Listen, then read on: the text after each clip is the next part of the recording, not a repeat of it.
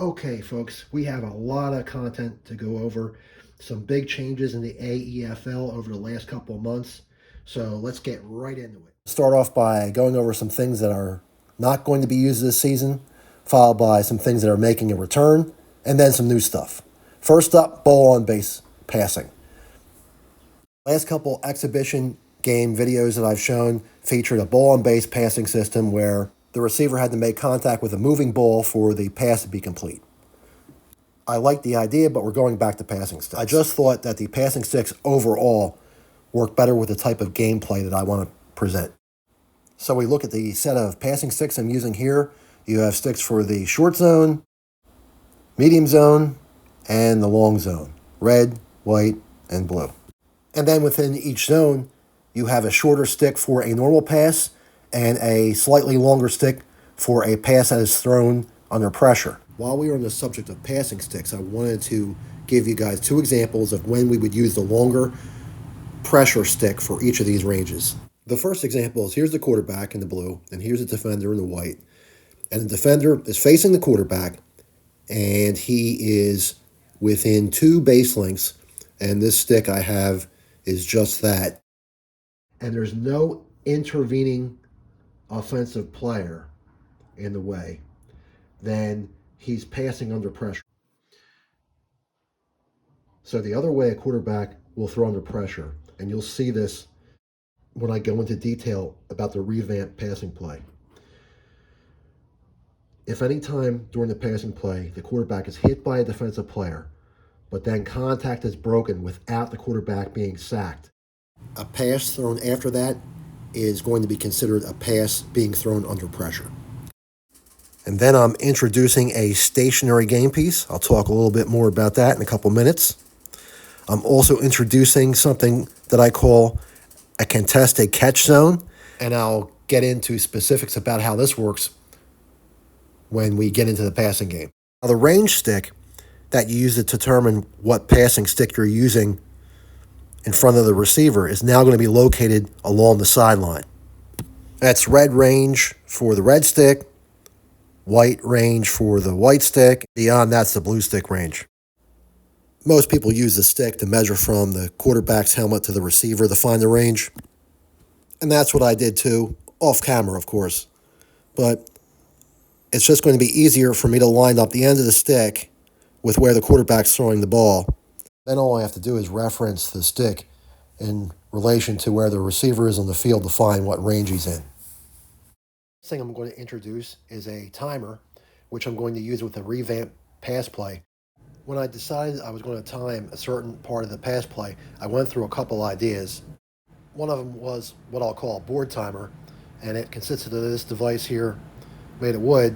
You put the ball on base on one end, and when you turn the board on, the ball on base goes from this end to the other end, and then you would turn the board off. It was basically one way to time the play, but I abandoned the idea because I just didn't like the aesthetic of the way it looked when I filmed gameplay, which you'll actually see in the fourth quarter of the game that I run at the end of this video. So we're going with the second timer, and I'll explain its use in the next segment. Then the other thing that I am introducing is instead of a magnetic target ball, I'm using this ball on a beveled rubber washer. And what this allows is that, well, instead of the receiver running in and stopping on the magnetic target ball, the receiver can run and play through the catch.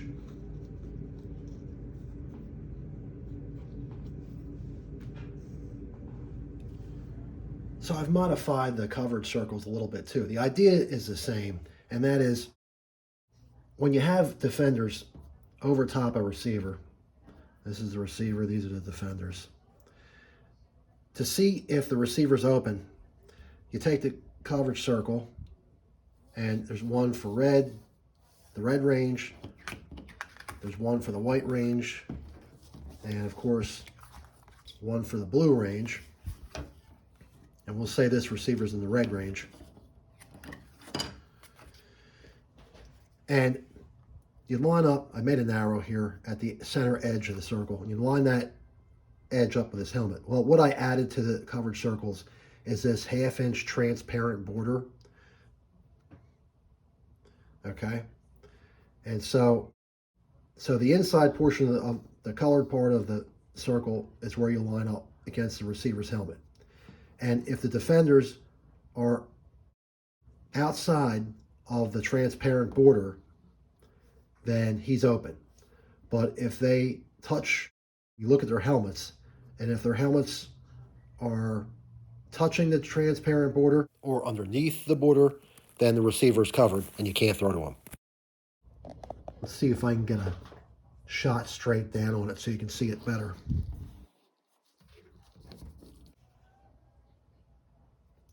You can see it's lined up with the receiver, and both of them are under the outside border. So he's covered. Here, he's not covered. Once again, this would only come into play, the coverage circles come into play when you have defenders over top or in front of the forward plane of the receiver's base. If the forward plane of the receiver's base is out in front of any defenders on the field, then you don't need the coverage circles. He's just open. So when I get back to filming games, you're going to see some changes. One of them is to the standard defensive formation that defends against the run or pass. One of them is a small alteration in the offensive formation in the run and pass play. There's a procedural difference that will happen in the pass play because of that. And we are also adding an RPO play into the mix of standard run and standard pass play. So I'm going to get into all this individually. We'll start with the change to the standard defensive formation. You're used to seeing a 5-man defensive front, and then later in some of the exhibition games, a 4-man defensive front. What I've decided to do is bump out these defensive tackles into the guard tackle gaps. Keep the one guy on the nose and on the center. Take these two end players, bring the back of their base to the 5-yard depth mark and along the outside portion of the hash marks. Take these two inside linebackers, keep their depth at 10 yards, but put them along the inside edge of the hash marks. And you'll see this kind of looks like a 3-4. But these two defensive players at the edge here, they're going to be playing more like defensive ends in a flex position than in a traditional 3-4. Because they're going to be set to rush on every play, as opposed to true outside linebackers in a 3-4, whose assignments can vary from play to play based on the defense called. As far as offensive formation goes, for the standard run and pass play, it's going to remain mostly the same, with the receivers split out wide outside the numbers, the slot back and tight end inside the gap and off the line, and the tailback with the front of his base 10 yards from the line of scrimmage. What you're used to seeing when you watch my videos is the quarterback beginning at a position like this behind the center, and first stop is when they meet. So on the run and pass play, we're going to break out a stationary game piece that I made from a round wooden dowel cut off at the end with a piece of magnetic tape at the bottom. You can get round wooden dowels at any hobby store, and I cut this to about an 1/8 inch thickness. Fits nicely underneath the quarterback as a standstill device, but still allows a range of movement like this. And that will be an important feature, as you will see later. So in this modified setup for the run and pass play, the front of the quarterback's base is going to be behind the center, but 5 yards from the line of scrimmage. So the pass play has 3 parts to it now. The first part is when you activate the switch and the halfback either hits the back of the quarterback's base or passes the back plane of the quarterback's base, you stop the switch. That's part 1. Also on part 1, after you stop it, you do the pivots. The defensive backs will pivot to cover the receivers downfield. So that's all that happens in part 1. Part 2 is a 3-second runoff. You activate the switch for a second time. The receivers go downfield. Defensive line rushes, and you have a 3-second runoff before the quarterback is allowed to pass. That 3 seconds allows the receivers a chance to get downfield and get open, and also allows the defense an equal opportunity to rush the passer. After the 3-second timer goes off, you shut the board off. Then we're ready for part 3, which is trying to actually complete the pass. You look downfield. If the quarterback has receivers open, you line up the passing sticks and complete the pass, try to complete the pass. If he has no one open, he throws the ball away. Now, those are the 3 parts. It's a very simple process, but things can happen in between there. Quarterback can get sacked, quarterback can get knocked over, which is a fumble lost, and we'll go over all that. Let's look quickly at a couple of ways a passing play can go sideways. In part 1, at the beginning of the play, the part where the halfback, tailback, meets the back of the quarterback's base or passes him, if the quarterback falls over during that procedure, it's a broken play and it automatically becomes a running play with the tailback carrying the ball forward from that point. So during part 2, where we have a 3-second runoff before the quarterback can throw the ball, is it possible for the board to be stopped before the 3 seconds is up? Yes, it is. If during that 3 seconds before the timer goes off, a defensive player hits the quarterback and sacks him by turning him in a negative direction, that is a sack. The play is over. Also, defensive player hits the quarterback before the 3-second timer goes off and knocks him over. That's a fumble that is lost. And that would take us to the fumble recovery procedure, which I'll go over separately later. Another thing that can happen is an extension of part 2. Part 2 of the passing play ends when the 3-second timer goes off, and then you stop the board.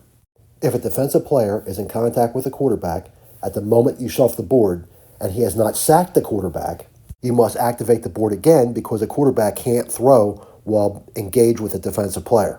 If you turn back on the switch, either the defensive player will continue to turn the quarterback and sack him, or he knocks the quarterback over, and that's a fumble lost. And like I said, I'll go over the fumble procedure separately. Or the defensive player will move off the quarterback, and at the point that they break contact, you stop the board, and you move forward with part 3 of the passing play, which you recall is trying to find the open receiver downfield. Just remember that the quarterback who is throwing after breaking contact with the defensive player is throwing under pressure. Okay, so let's run a couple practice plays here to give you a live action feel of how this works. Here's part 1, first activation of the switch. All right. Stop the action there where the halfback meets the quarterback. Pivot the halfback to the right or left of the quarterback, whichever side he was favoring is to the right in this particular case. Pivot the inside linebacker who is on the side the halfback's headed. Pivot him to go out to the flat. Pivot the other linebacker to go straight downfield.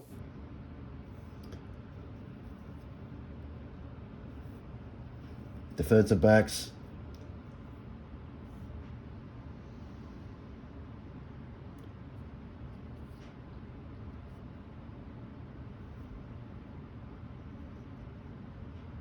pivoted to match the receivers. Okay, so now we're ready for the 3-second runoff.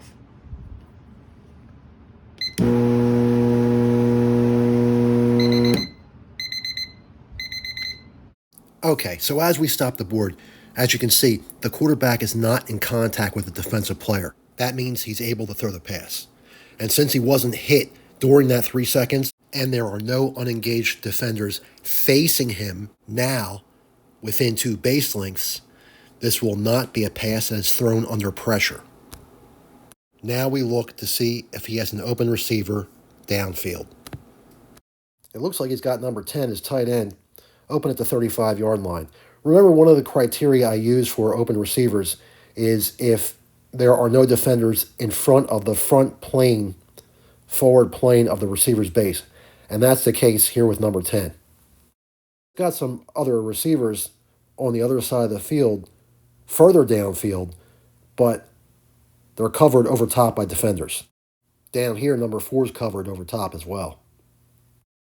All right, back to number 10, who we're throwing the ball to. As you can see, he's in the white range. And the quarterback wasn't under any pressure, so we are using the normal white passing stick. We line the stick up in front of his base. Then we get the target ball, put that at the end of the stick, pivot any unengaged defenders. And these two defenders were engaged with each other, so it's fine to move them. So we pivot them to face the ball, remove the stick, and run the play. 10 makes the catch, and there's no defenders close enough to contest the catch, which I'll go over later. And he goes out of bounds inside the 30. Okay, let's run one more passing play here, and then we'll get on to the standard running play and then the RPO. Here's part 1. Activate the switch. Okay, we stop it. Halfbacks touch the back of the quarterback's base. Halfback's favoring the right side slightly, so we pivot him out to the right. And because the halfback's headed out right, the left inside linebacker gets pivoted to that side. Pivot the other linebacker to go straight downfield. Adjust these safeties and corners to go downfield with the receivers. I think we can spin him without touching him. Okay, so that marks the end of part 1. We're ready for part 2 with the 3-second timer and activation of the switch.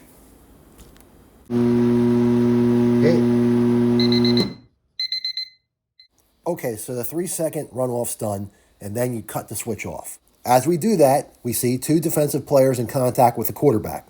He hasn't been sacked at this point, but he can't throw either. My rule is quarterback cannot throw if in contact with the defensive player. So we're going to have to activate the switch again and let this interaction play out between the quarterback and the defensive players. Either the quarterback's going to get sacked here or he's going to get away and get a chance to throw the ball. He could still get knocked over or knocked off the stationary base for a fumble, but that's not as likely. If he can get away, he's got a receiver all alone at the 15.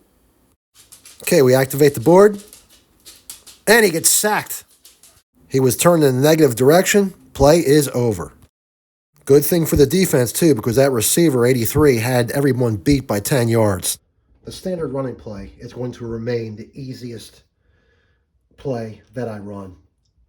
Once again, you'll have the quarterback on the standstill base and the tailback 10 yards from the line of scrimmage, front of his base 10 yards from the line of scrimmage. And when you activate the switch, you stop it when the tailback either hits the back of the quarterback's base or passes the back plane of his base. Stop the switch. Then after that, it's just a matter of pivoting the quarterback out of the way of the tailback and activating the switch again and seeing what happens. No other player on the board gets a pivot. So we'll run through it.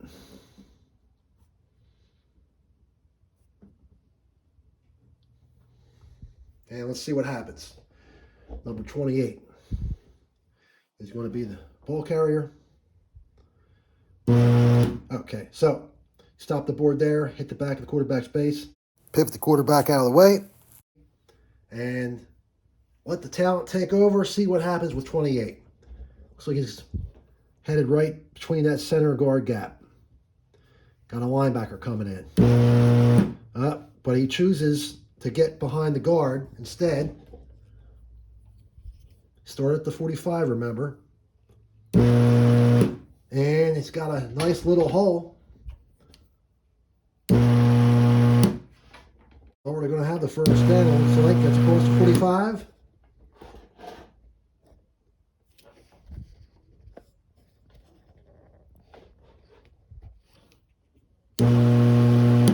Turns it up Makes a nice move up near the near sideline. Looked like he was going to go out of bounds. Turns it up, and I think he's going to score. That was a sweet run by 28. Okay, so here's the addition to this year's play call sheet, and this is called the RPO play. You will line the quarterback up with the back of his base 10 yards from the line of scrimmage. Will not be using the stationary game piece. The tailback will line up on the right or left hash mark by coin flip, and the back of his base will also be 10 yards from the line of scrimmage. After first activation, once a quarterback gets 5 yards from the line of scrimmage, marked by that referee on the far side there, we stop the board. At that point, we pivot only the defensive backs. We leave the linebackers as is because they have to account for the quarterback possibly running with the ball after the next stop. And then, once those pivots have been made, we'll activate the board again, and the quarterback has to get to that 1 yard line before the line of scrimmage, a minus 1 yard line. If he gets there clean, and I mean by that no defensive player is touching him, then he has a chance to pass. If his receivers are covered, then he has to run. Also, if he comes into contact with a defensive player before he gets to that minus 1 yard mark, he has to run. So, very simple. So we'll run the play.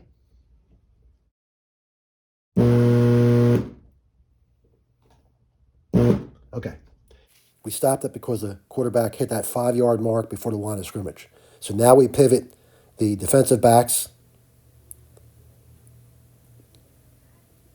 And if they're touching a receiver, what you do is you look at what side of the receiver they're favoring, and then you line them up on that corner as you pivot them to go downfield with the receiver. See this corner? His helmet is on the right side of the receiver's helmet. So I place him going downfield at the right corner of the wide receiver. Made the other pivots. Time to activate the switch. See what happens. The quarterback's decision point will be that minus 1 yard mark before the line of scrimmage, assuming he's not hit by that linebacker before then or turns or something. Okay, and here's the play. And the linebacker flies right past him. He gets to the minus 1 yard mark and we stop the switch. The rule is going to be if he has a receiver open, he has to throw to him. And as you can see, 83 is wide open.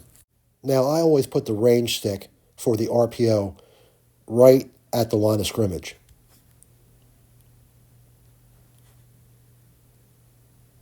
As opposed to the standard pass play where it begins 5 yards behind the line of scrimmage where the quarterback is on the standstill base. Because with the RPO play, the quarterback almost has to get to the line of scrimmage before he is allowed to throw.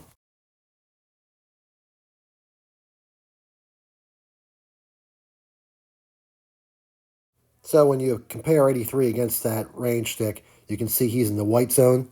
Also, this is not a pass under any pressure because there's no defensive player facing the quarterback within 2 base lengths of him. So it'll be a regular white stick pass. Place the target ball.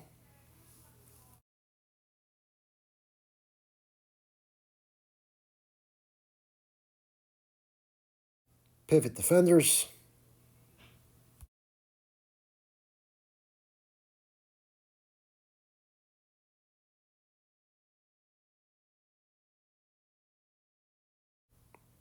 Run the play. 83 catches the pass. Is anybody going to get him? No, but he goes down on his own at the 34 yard line. Now, if 14 hadn't had a receiver open back there when he threw, he would have just kept the ball and we would have seen where he would have gotten running the ball. And that's an RPO. Now, something I want to touch on here is tackling. And you know my rules for that. if you've watched my other videos, and that is, here's the ball carrier, right? If he is turned in a negative direction by the front or side of the defender's base, he is down. Or if he turns on his own, or if he runs out of bounds. Well, I'm going to add one more tackling definition. Also, if he is met and by the front of his base by a defender and pushed back more than a yard, that will now also count as a tackle. I like tackles to be forceful.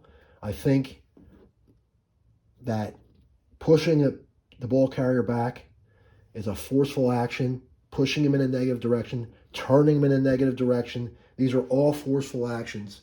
And so from now on, an additional tackle will be pushing that ball carrier back for more than a yard. I might see some close calls where the ball carrier gets pushed back a little bit with a glancing blow. No. He's got to be pushed back visibly a yard or more to be tackled, and we will give him forward progress at the point where they met in those cases. So, something else I'm adding, which I think is a really fun element to the game, is the contested catch rule. So let's say number 4 here was in the act of making a catch. And at the point where he touched the ball, we stopped the board. And at that point, a defensive back was very close to the action, pointed at the ball. We would break out what I call the contested catch circle. Here it is. So, you know what this is? You guys order a pizza and you have that spacer. That's what this is. It's a pizza box spacer that I just cut the legs off and made a hole in the middle. And what you do is you line this up over the ball. And if the defensive player falls underneath that circle, he gets to make a play on the ball. What I mean by that is we'll leave the target ball on the field, activate the switch, and if the defensive player touches the ball like he does there, the pass is knocked away. If the defensive player misses the ball and hits, let's say, the receiver instead, then the receiver completes the act of the catch and the ball is now in his possession. You remove the target ball and the play proceeds with the receiver as the ball carrier. Okay, as promised, I'm going to get the fumbles right now.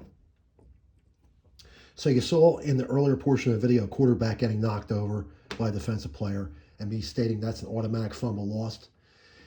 Any ball carrier from now on, be it the quarterback or running back or a receiver that gets knocked over, is automatically going to lose the ball to the defense.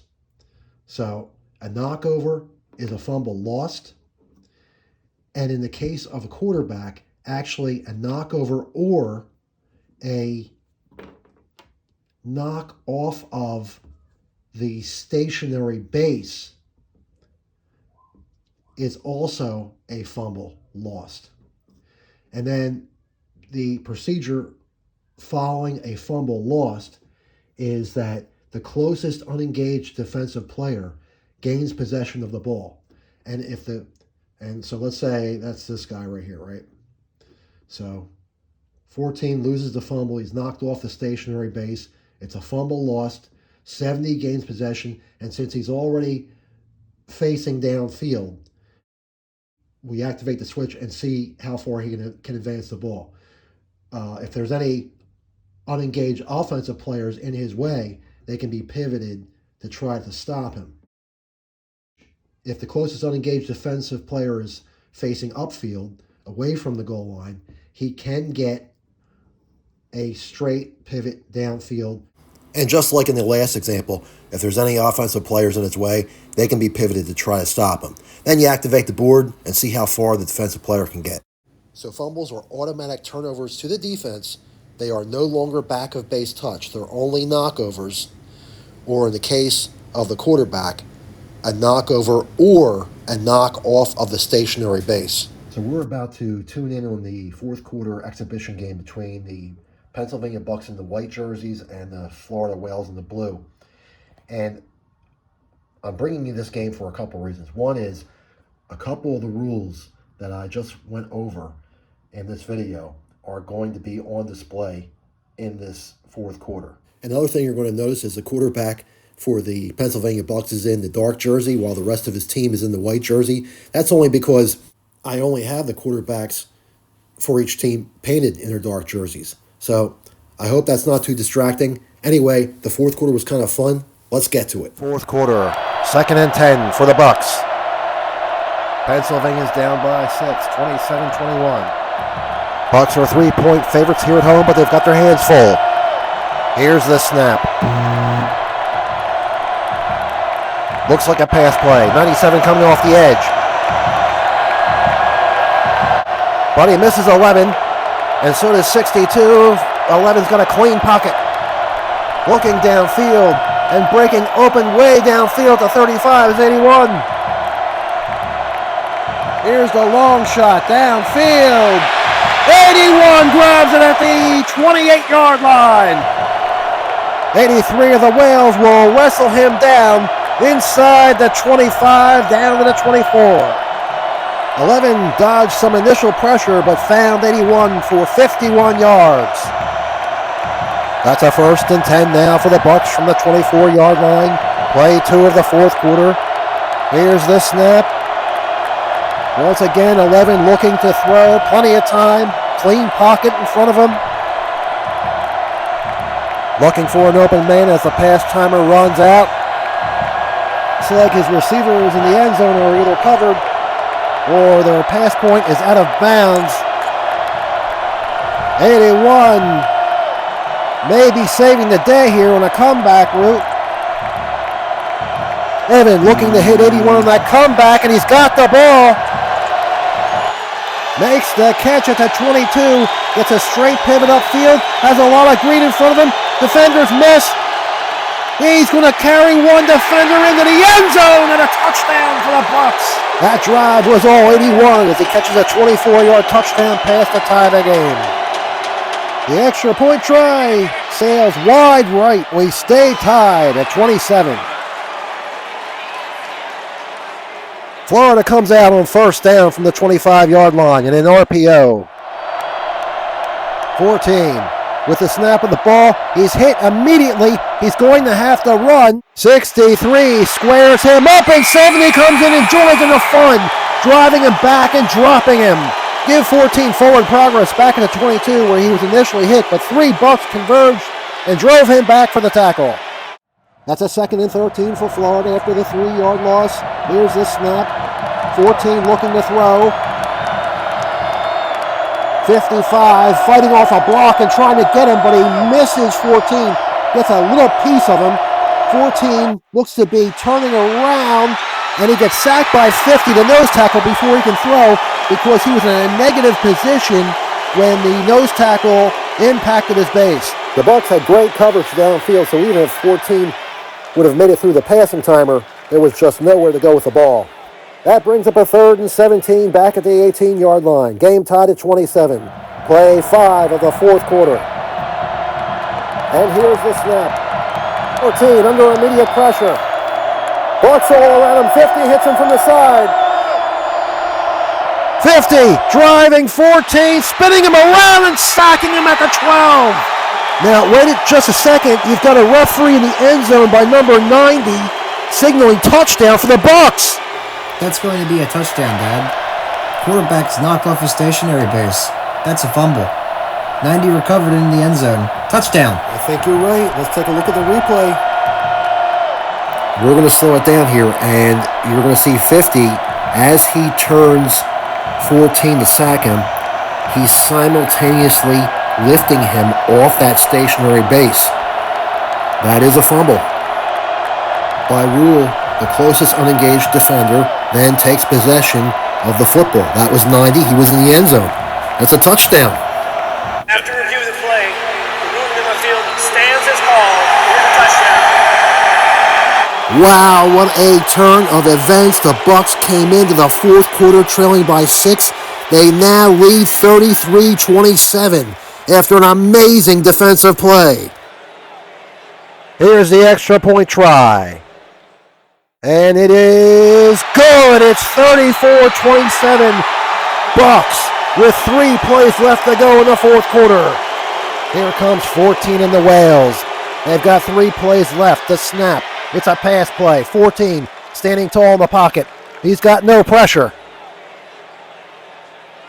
The pass timer's up. He's got to throw now. He looks downfield. It doesn't look like he has any options. Bucks with great coverage over top. Got 28 on a comeback near the 35. Pass is caught. He'll spin downfield. 33 there. Meets him, pushes him back, and drops him. They'll give 28 forward progress up to the 40. But what a play in the open field by the safety 33. That's also a perfect example of the expanded tackling rule of pushing the ball carrier back by more than a yard. On first down, we missed the snap, but 55 is putting pressure on 14 right away on a pass play and sacks him. That makes it a 2nd and 15, but more importantly, it takes us to the last play of the game in Florida's last gasp. They're down 34-27. Here's the snap. It's a pass, 14. Under some pressure. Takes a couple shots as he looks to throw the ball, and he gets away from the pressure. 83 is all the way down by the 15. 14 looking for the home run ball to 83. 83 holds it in at the 7. And this crowd goes silent as he goes in for the touchdown. Absolutely unguardable. Best player on the field, Gunner. 2 catches, 115 yards, 2 touchdowns. I butchered the camera work of 83's 7-yard run into the end zone, but after the 60-yard touchdown strike, Florida is an extra point away from tying this game in the last play of regulation.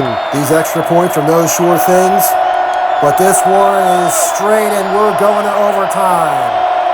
Florida 34, Pennsylvania 34. First overtime, and Florida is the first team up. Both these teams get 1 crack at this from the 20-yard line. And here's the snap.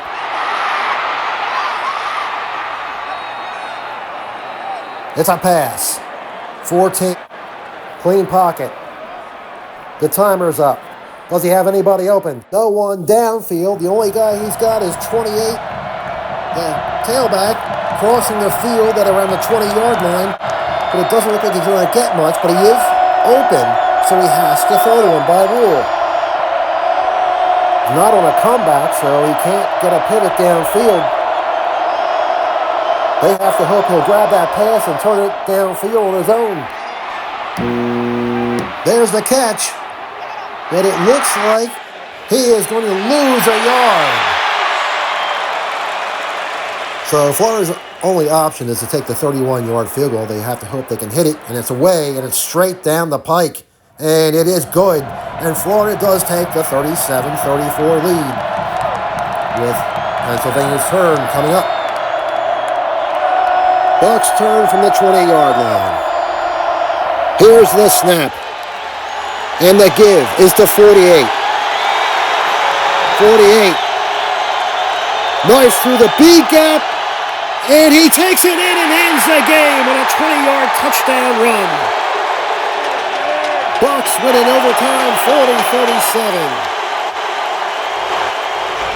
Wait a second, we got a flag. Game might not be over yet. Let's see who it's on. Holding, defense. That penalty is declined. The result of the play is a touchdown. There it is. The play will stand, and the Bucks win this one in overtime.